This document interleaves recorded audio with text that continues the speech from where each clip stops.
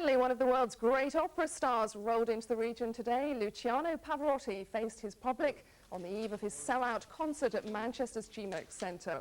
The great tenor, who's a big football fan, says he'll be watching tonight's match between rehearsals, and he's even predicted United scorer.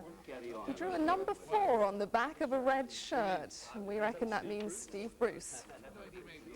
Let's hope he's right. But to find out what the experts and the fans think, let's go back to John Huntley, who's in Rotterdam. John. Thank you, Lucy. You rejoin us here at the Feyenoord Stadium, where the big match kicks off very shortly. A match which, of course, you can see exclusively on ITV after Coronation Street, in fact.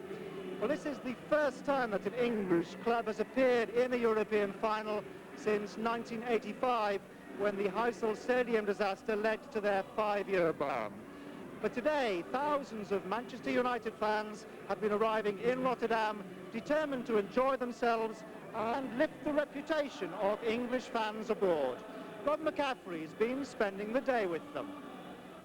Rotterdam is the biggest port in the world. About 1 million people live here, all told. Today the numbers are swelled by 45,000 as the cultures of England and Spain come together on Dutch soil. 15,000 United fans had bought tickets through the club. Most arrived today, though many had been partying in Amsterdam, 40 minutes train ride away. When did you get here? This morning. 9 o'clock. No problems at all? No, 5 minutes on the ferry. There's only 3 coaches on our ferry. 2:30 and was here for 9 o'clock. Everybody's been talking about trouble, and have you seen any? No, not whatsoever. And when I say the Dutch people are organised, I'll tell you what, organised. They give you leaflets explaining everything what has to be done and the works. They're quite nice.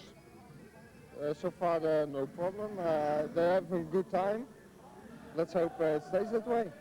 In town, security was watchful. You could still get a drink on the outskirts. In the centre, some bars were shut and alcohol banned. In general, the mood has been peaceful. The Barcelona fans are used to Cup Winners' Cup success.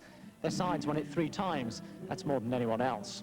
Partying with Barca is a Catalonian pastime.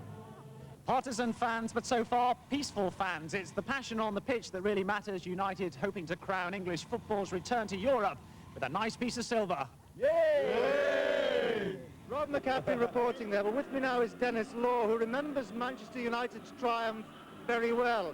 You remember it, Dennis, because you weren't playing, were you? Exactly, yes. I was in hospital having a cartilage operation, and when the lads were down at Wembley winning it against Benfica, I was sat up in bed having a few beers watching the game on telly. That must have been dreadful for you, though. It was absolutely awful, but it's so long ago, and it was nice because, of course, they were the first team, English team, to win the European Cup. And, of course, this is now the greatest night since then, isn't it? The English clubs allowed back into Europe, and the fact that Manchester United have got to the final, beautiful. Well, of course, you are very experienced in European football, even though you missed that game. What sort of match can United expect tonight, Dennis? Well, of course, the weather is awful, isn't it? And maybe that will suit Manchester United more than Barcelona. The atmosphere is tremendous. It's lovely to be back. It'll be a very tight game for the first 10-15 minutes, but with Barcelona having 3 key players out of the side, this is probably the best opportunity that Manchester United have had of winning the cup. Well, you might as well name those players. I was going to, but you tell us. There's Zubizarreta in goal, Amor, those 2 are suspended, and of course Stoichkov up front, he is injured, so he is not playing. He is a very dangerous player, top scorer in Barcelona, so the fact that they've got 3 out, nice time. Right, what are the United players who could make a difference tonight? Well, I think you've got to look at 2 players in particular. You've got Lee Sharp, a young boy who's come in, shows he's got tremendous talent, and of course Mac Hughes, who used to play for Barcelona, he'll have something to prove. I think he's probably the best striker in Britain at the moment. And then you've got Brian Robson from midfield. If he comes through and plays the way that he can play, those 3 players, if they play well, then Manchester United will beat Barcelona. Let's hope they do. Dennis, thank you very much indeed. I'll give you the Manchester United team news. Dennis has done that for Barcelona. Apparently, Seeley and Pallister definitely are playing.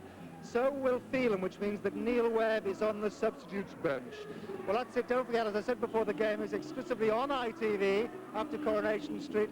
Let's hope tomorrow night in Granada tonight, we're celebrating Manchester United bringing the European Cup Winners' Cup back home to Manchester.